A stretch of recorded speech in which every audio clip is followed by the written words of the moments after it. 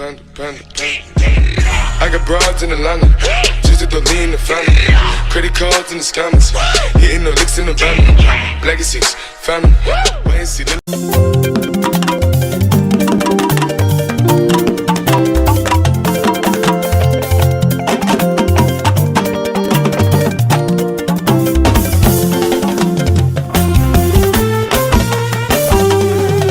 waaw salaamaaleykum mbokk internet yi ñoo ngi leen di nuyuwaat encore ci seen site Boy King Production ma amaat tey ay invité yoo xam ne ci groupe Vision lañ bokk maa ngi am sëñ Mbacke moom xamee nañ ko mooy alalu seeba ma am fi gan bu bees kooku dadaa lañ koy wax ñu gën kaa xam ci dadaa suuf kooku tamit musu lañ koy wax maa ngi am Sukay moom tamit xàmmee nañ ko mooy directrice bi maa ngi am tamit sama raayet Seexuna ñu gën kaa xam ci Hakim waaw kooku mooy Nakh. waaw comme niñ leen ko waxee woon rek tey ñu débat bi mi ngi doon ci ndax ñu ngi bëgg a wax ci ndax mbëggeel am na âge wala amul âge mais bala ñoo dugg ci biir débat bi dañuy bàyyi jox gan ñu nuyoo one by one. alalu maa ngi lay nuyu. waaw maa ngi ziar di ziar bu bëree bëri di ziar ñi nga xamante ni ñoo ñu seetaan ci Boy King Production bi di leen wax ñëwaat nañ seen émission bi incha allah fas yéene cee développé bu neexee suñu borom.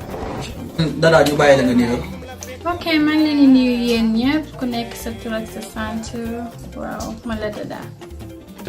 ok kon mosu ñu bàyyi la nga nuyoo yow tamit.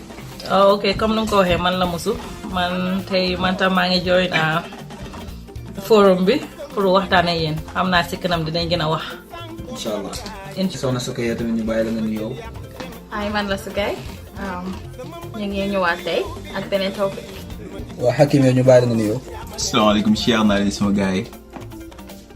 asalaamaaleykum maa ngi leen di nuyu yéen waa Vision Group di leen ziar.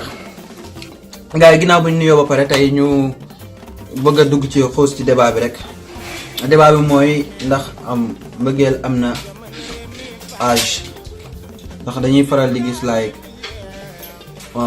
day am ci côté góor am ci côté jigéen nga wax mu ne du ma bëgg kii ndax kii maa ko mag wala kii moo like du ma moroom affaire yooyu. Hakim yow loolu la yow lan moo ci sa gis-gis. li ma gëm mooy que ne am na ñu ko gëmul quoi. amul na ñu ko gëmul ndax yow daa da ngay accepté ci li gars yi di wax mbëggeel. am na ñoo xam ne laay. dama ko gis quoi ñoo xam si ne dañu gëm ne mbëggeel am na âge. mbëggeel am na âge kon yow jàpp nga ne mbëggeel am na âge. si am na âge. waaw soxna su ko yow tamit ñu bàyyi la nga tontu ci loolu yow jàpp nga ne ndax mbëggeel am na âge wala mbëggeel amul âge. dépend na si situation bi. dina mën a am âge su fekkee ni ki ngay di la xale la nekkul adult waaye comme su dee nit adult la matawut age difference bi parce que kooku mun naa consental boppam bu bëggee ku mag wala ki ko mag mun naa dox. waaw dégg nañ version boobu kon ñu bàyyi monsieur yow tamit nga développé ci loolu ndax mbëggeel am na âge wala amul âge yow ban sa xalaat na ñuy jox. man daal si laajte boobu noonu maa ngi ci diggal. because dafa des si maturité góor bi.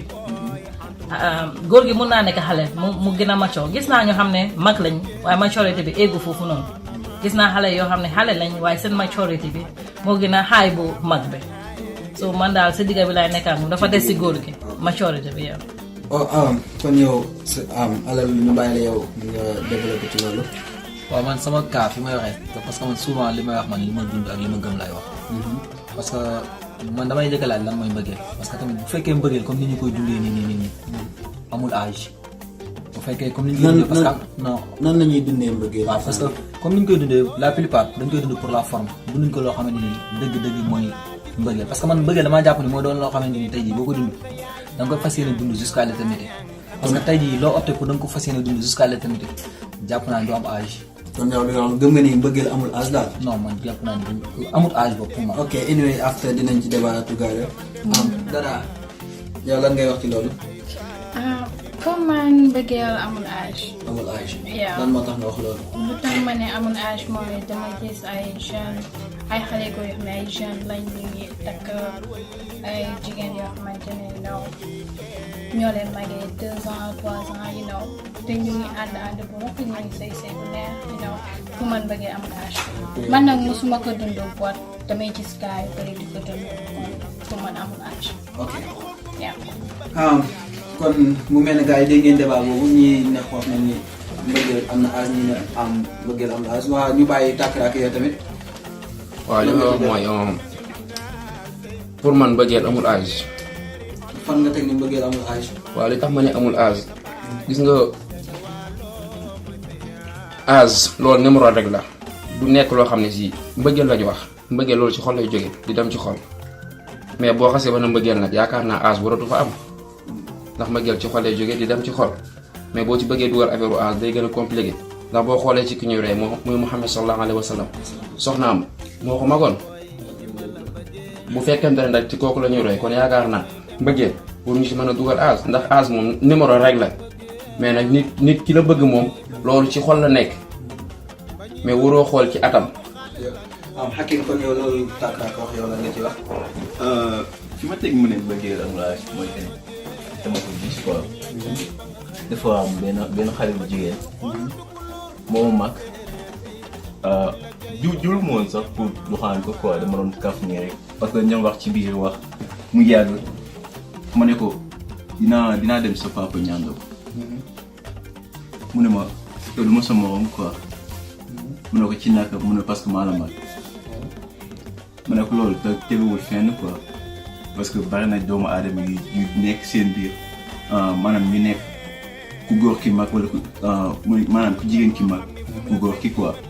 mu ne moom bëggul la nekk koo xam ne si ne moom moo ko mag. waaw léegi est-ce que yow maanaam yaakaar ngeen ni sama gars yi question bi yéen ñëpp yéen a ko bokk est-ce que yaakaar ngeen ni laay ngay nekkal koo xam ne yow yaa ko mag wala moom mu féete la mag ngay dund ak moom est-ce que du am dara lu war a dox seen diggante daal loo xam ne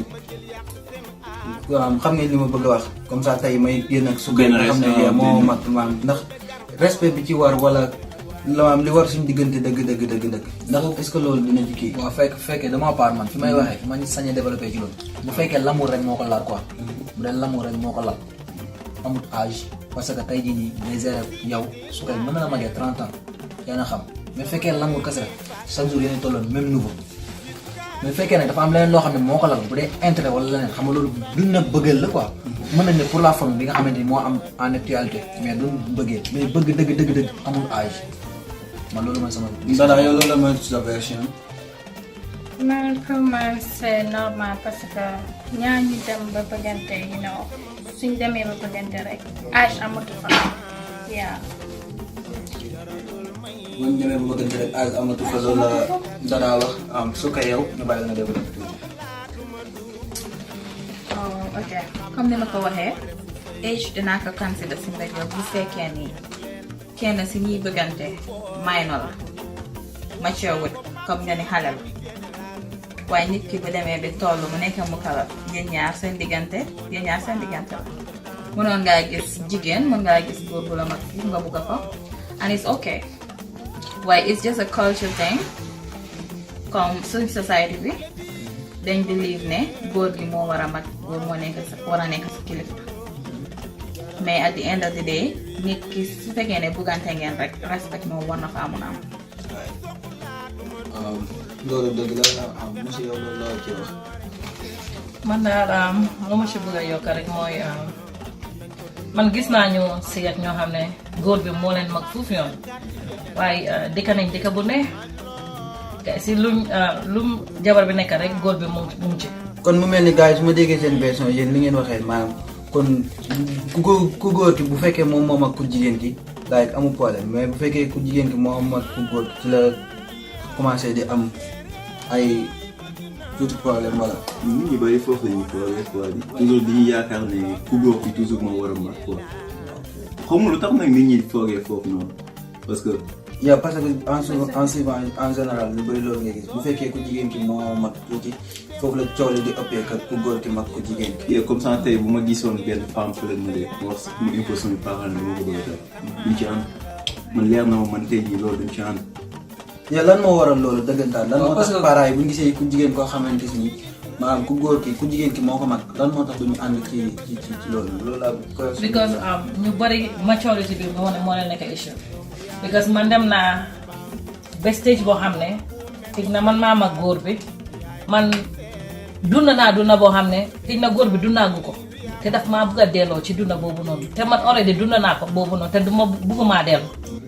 so it's either lu ci mën a nekk yéen yëpp ngeen ñu war a ñëw ngeen tase halfway because man dunda naa ko doesn't wanumaa wax ne ok man dama ko dunda góor bi du ko mën a dunda because góor bi tam dafa am life am war naa dunda moom tamit so waaye ñu bari loolu lañ leen di fi ne because man maama góor bi daf maa delloo si kanam te jigéen delloo gannaaw bi da xam nga ñun bëgguñu ñu ñoo delloo gannaaw rek. so man musu ci côté boobu nag. yow dama su ma la déggee mooy maanaam yow da nga bëgg wax ni relation am na âge comme par exemple yow opté woo di gérer koo xam ne moo la mag wala magul n'est-ce pas comme nga waxee mais musu tey jii comme par exemple ma jox exemple entre ñun yow yaa mag benn war nañu mën a gérer ci cas bu fekkee comme par exemple nekkoo ci bu mu amoo jëkkër war nañu mën a gérer aw gisuma ci benn distance boo xam ne te jàpp naa ne bu fekkee ci wàllu expérience bul foog ni chaque jour souvent yow li nekk sax ngeen amul âge. joxal ko daal mu développé tuuti moom tamit. pour man nag franchement lu tax nit ñi di wax loolu parce que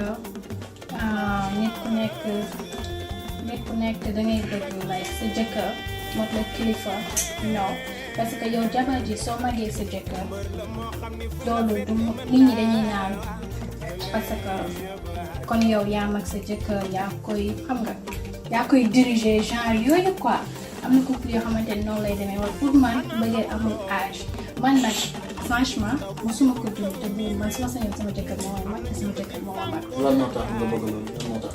parce que tamit dangay xool ci âge bi parce que jëkkër su la magee ëpp la xel dina la mun a muñal dina la mun a tette dina la mun a yërëm dina la mun a xam nga. mais dañuy gis góor ñoo xam ne daal dañuy am jabar yu leen mag te bu tee dañuy dund bu neex. loolu parce que góor ñooñu su ñu amee jabar yu la mag yow sa jëkkër day kon nu ko mu sooxee léegi sa jëkkër xelu xale mooy nekk si moom ba léegi dina bëgg xam nga foo xamante ni jaaru fa mu jaar fa et tout affaire de jeunesse sinon fekk yow dépassé nga foofu yow mi nga xamante ni yaay ko jigéen ki léegi instant bi loo xalaat na toog say si say am say njaboot you know et tout soo yow loolu ngay bëgg def comprendre nga fi may waxee so loolu tax ñu bëri bëgguñu lay nga takk koo xamante ni am na famille yu bëri yoo xamante ni ba am naa sama benn cousin am ku mu bëggante woon kooku na comme 6 ans comprendre nga bëggante nañ def ñu tout famille bi nangul ne pour mu takk ko so yeah pour man nag am na âge waaye man nag bëgguma ko dund franchement yeah. Baye Sall yow ndax bëgg ngaa dund daay koo xam ne yaa moo la mag wala yaa ko mag. non man moom ça n'est pas rek bu nee ça n'est pas mooy ndax man mbëggeel laa wax quoi man su ma xasee ba ne mbëggeel du ma ci xool âge du ma ci ñàkk xool âge peut-être que man damaa takk koo xam ne si maa ko mag wala mu mag ma ça n'est pas ci ñu bëggante rek su fekkente ne bëggante nag fekk moomu mag tamit suñu waree sëy dañuy sëy su ma ko magee tamit bu ñu waree sëy dañuy sëy mais de toute façon daal man moom âge bi moom pour man lu ma ci waree baawut moom lu ma ci waree baawut mu mag ma mag fa laa yemale mag. ok kon suñu mbàkkee yow ndax bëgg ngaa di génn jigéen boo xam ne moom moo la mag. ci loolu li ma ne sax bu fekkee mbëggee rek moo ñu lal man basé ma ci âge parce que man âge bi mooy génération su ma jublu te man pour man génération du ci ay man maa ngi am 25 yaa ngi am 30 wala lu ma ëpp wala lu ko mag man génération xam nga mooy la ñun ñëpp ay génération la te instant bi kenn sa morom bi bokkut ak sa morom âge te pourtant génération mooy ne moo ñu mën a composé di wax xam nga mën a nekk lu gaara ak loo xamante ni tey jii su ma la waxee nga déggee ma fi ma la waxee kaf jàllee caaxaan jàllee dëgg des mais leneen li nga xamante ni mooy base bu defee fekkee mbëggeel rek moo ko lal amul âge mais fekkee nag mbëggeel lalu ko loolu moom mën ngeen cee développé lu nekk parce que da ngay xam lii lu mbëggeel mais bu fekkee bëgg rek la bëgg laa def parce que des fois comme ni ma waxoon ci commencement bi mbëggeel mooy loo xamante ni man loolu ni ma ko jàppee da nga ko war a dund jusqu'à l'éternité te tey jii man lu ma opté dama ko war a dund jusqu'à l'éternité du ma ci xool âge quoi damay xool bu fekkee bëgg naa su ma doon rey sax bëgg naa ba pare bëgg moom bëgg la rek bu fekkee nag boobu nga xam ne boobu man sama gëm-gëm loolu. ok Hakim yow bu nga am soxna soo xam ne wala gel boo xam ne moom moo la kawee ay at. Yeah, for sure. Yeah. So tey comme lii ci wax quoi mu ne xale yi dañuy yor xewu xale mais du xale yëpp a yor xewu xale. Yeah, for sure. am na xale yoo xam ne ci boo gisee Dakar. macha allah waaye yow ay mbuus yu ndaw yi ñu sol yàpp. Yeah, exactly. ok so tey yow ndax bëgg nga am jëkkër boo xam ne yow yaa ko féetee kaw ay at.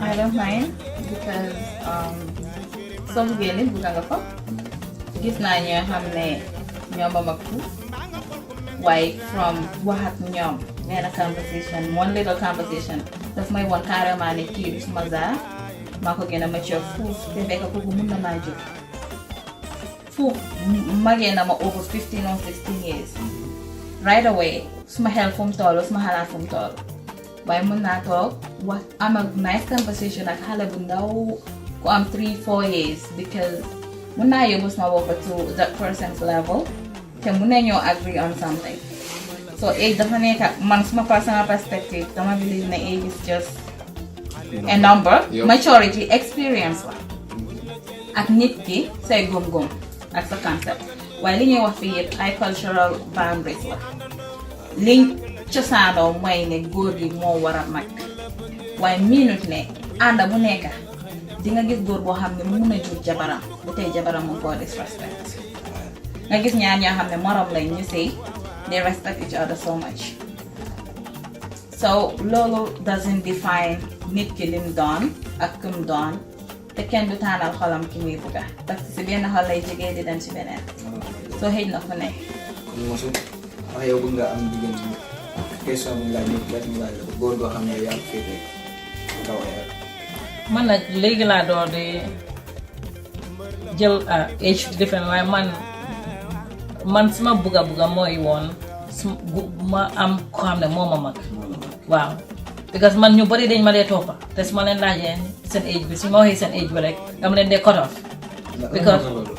because I'm like okay kii man maa ko mag so it's not gonna work. That doesn't matter. Yeah léegi maa ngi jël concept bi ne okay you know what even su ma ko magee it's okay it's fine. Yeah.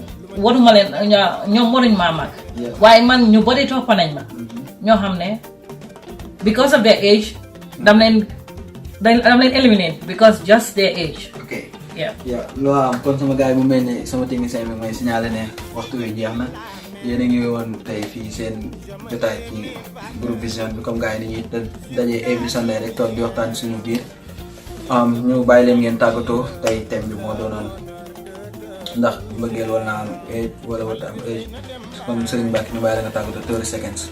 waaw sant yàlla julli ci yoon bi di sant Serigne Bamba Xaadimu Rasuul di wax jërëjëf si di wax leen dox daje rek ba beneen émission incha allah rek dinañ wax ne affaire bi daal fii la Boy King Production bëgg a xam lépp luy xew fii comme ni ma koy waxee souvent rek. jërë ñu fi kaar. ok ñu ne yéen du yomb. waaw soxna yow Nada ñu bàyyi la nga tàggatoo si 30 seconds. ok maa ngi leen di remercier yéen ñëpp leen naan merci donc émission bi neex na jaar na yoon moo leen sant. tàkk. waaw maa ngi leen di remercier di leen ziar émission bi moom franchement parler neex na trop di leen wax ne nag ne pour sama gëm-gëm mbëggeel amul âge quoi jigéen ñu bari da nga leen di romb xam nga leen di doxaat gis leen bëgg leen mais de toute façon li ñu lay wax mooy ay maalam ak yooyu man loolu góoma ko mais tamit avant tout maa ngi sant sama bopp ndax artiste dafa war a sant boppam xam nga ndax avant lépp yow la quoi jaajëf bégee. waaw mosu kon ñu bàyyi la nga tàggatoo ci 30 seconds rek. waxtaan bi am na solo because waxtaan bi gis naa si sama bopp torop te maa ngi laa gërëm noo ma invité. ok amul problème. alright. su kay. conversation bi neex na torop te ñëpp mun nañ see jàngee lu bari suma advice out there is boo gisee koo bugga te nga feel ne kooku is the one for you age ak culture differences bum la téye parce que mbëggeel yombut doo ko gis si ñëpp. baax na jërëjëf Hakim. waaw di jaajëfal sama gars yëpp. di la jaajëfal Abdou Aziz ci question yi. parce que am na solo quoi. léegi di leen wax ni seen émission la woon ak waa groupe vision every Sunday bu gars yi toogee di waxtaan ak ñu indi benn thème waxtaan ci mais di leen wax ni képp ku bëgg a xam looy xew fii ci Touba Madison Wisconsin dañu ko ci Boy King Production lépp lu fi xew rek fi lay jàllee mais man moom question bi ma leen di laaj pour tëj dama leen di laaj yéen ñiy seetaan ndax Mbeuguel am na âge wala amul âge ak man fan laa war a féete. di sant suñu technicien yëpp di sant suñu caméraman Cheikh Maram Sarr suñ booy bi nekk ci lumière bi Laye Meen Touba Sey di sant technicien yëpp di sant gars yëpp di leen wax ne la ba beneen yoon ak ci beneen émission ak beneen topic jërë ngeen jëf. Boubacar Diallo yaay chéri Maam Jaara sa liggéey rafet na mbaa nga xool ku mel ni Matar Sey mooy chéri Amina Ousmane Sey mooy sa baay dana wàlloo